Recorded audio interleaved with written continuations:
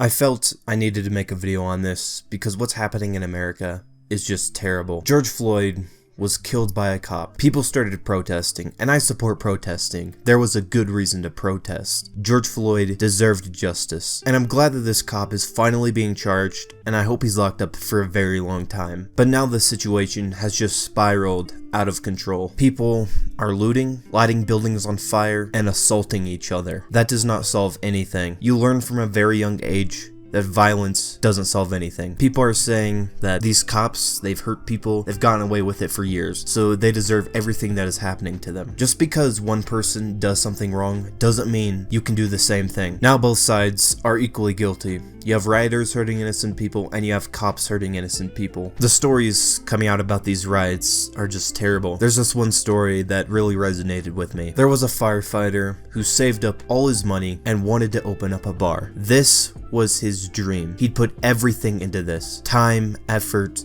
money. COVID-19 happens. He has to shut the bar down. He finally makes it through, and he's preparing to open up his bar soon. And then these rioters light his building on fire and destroy his dream. Destroy everything that he built, everything that he worked for, and that is absolutely heartbreaking. How can people justify this? Hurting innocent people and destroying your own community will not stop racism, and it will not stop police brutality. This is unneeded, unjustifiable violence. Some people are saying that the police or the terrorist organization known as Antifa started these riots, and whether that's true or not, that still doesn't justify it. Whether this is some sort of conspiracy and the cops are trying to make protesters look bad, that doesn't justify people doing this. I saw a video of a dude pulling out a bow. He was aiming it at someone. Then a group of 20 people come along and they beat the absolute crap out of him. That is sort of justifiable. He did pull a weapon on someone, but then they light this dude's car on fire. That is not justice.